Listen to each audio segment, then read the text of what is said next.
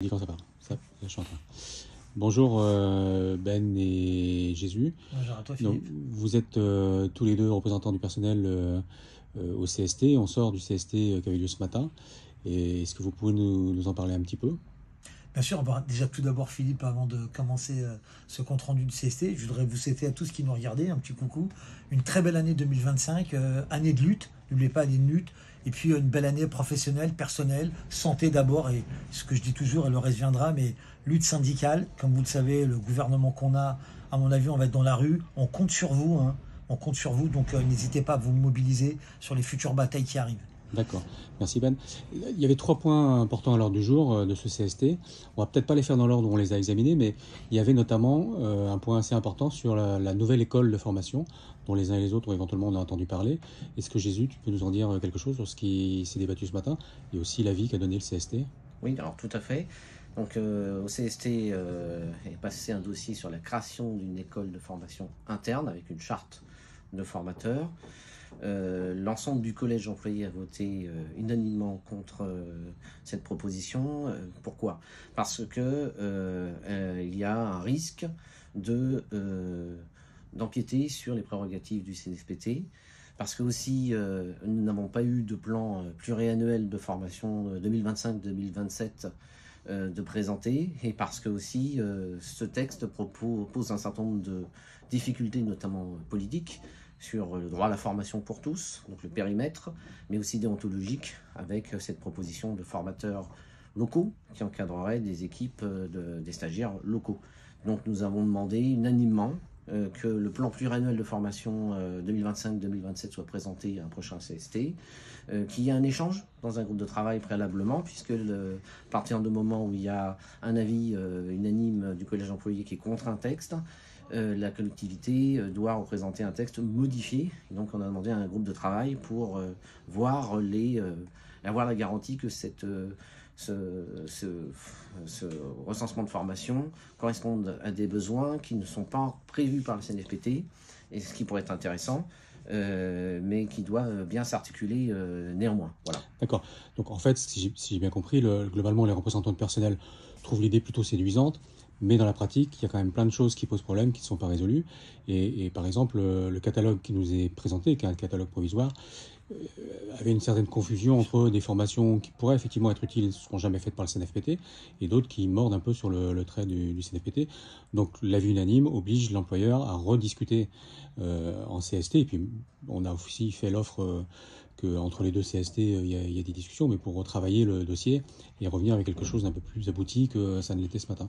Donc c'est pas un avis contre définitif, mais en tout cas, c'est une temporisation pour pouvoir revenir en CST. Il faut ajouter aussi que dans le contexte politique actuel, on a un certain nombre de collectivités, notamment la ville de Nice, qui avait demandé au titre du groupe Horizon la suppression du CNFPT, et il y en a une contraction d'un développement des écoles territoriales, ce qui pose question sur le vivre ensemble, mais aussi d'avoir un référentiel de fonctionnaires territoriaux communs. Je rappelle que le CNFPT est la maison de tous les territoriaux.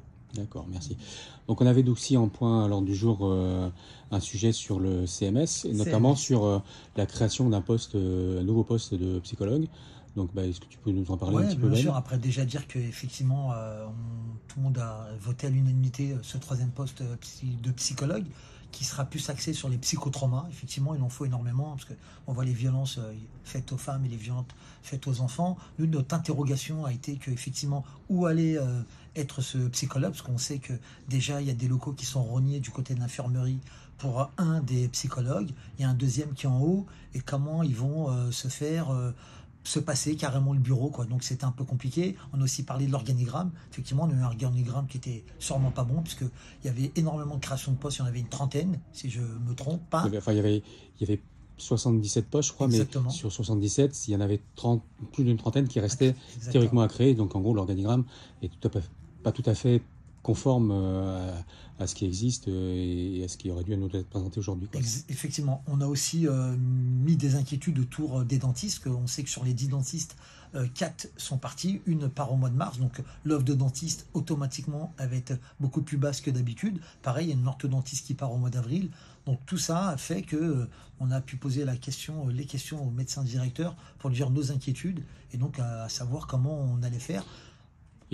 Et le fait que des collègues aussi nous avaient signalé que du coup, entre les postes qui existent sur le papier et les postes pourvus, il y avait un décalage. Exactement. Et que du coup, pour certains domaines, en offre de soins, il y avait une baisse de la qualité de l'offre de soins. Exactement, c'est ça. D'accord. Voilà. Et donc, voilà, cela dit, on a tous voté unanimement pour le poste de psy parce que c'est une nécessité et qu'on est tous d'accord avec ça. Ouais. Et dernier sujet important alors, du jour ce matin, c'était sur le service affaires générales et services juridiques avec un poste qui passait de catégorie C à catégorie B. Est-ce que l'un de vous deux veut vas-y. Ça a été voté à l'unanimité. Hein. Bien sûr, nous, on était pour valoriser l'agent. Elle s'est confrontée à un concours. Elle a eu. On la félicite ici encore si elle nous écoute. Et oui, effectivement, bien sûr, mais nous, on est resté sur notre fin. Effectivement, nous, ça fait un moment qu'on demandait à la collectivité de nous passer l'entièreté du service. C'est pas ce qui a été fait aujourd'hui, hein, parce qu'aujourd'hui, la note était juste de transformer le poste de C en B. On a vu, avec tout ce qu'on a pu dire auprès du directeur de service, qu'il y a un vrai besoin. Hein. Le service a augmenté de volume. Tout le monde est en attente de réponse de la part de ces services-là. Donc, nous...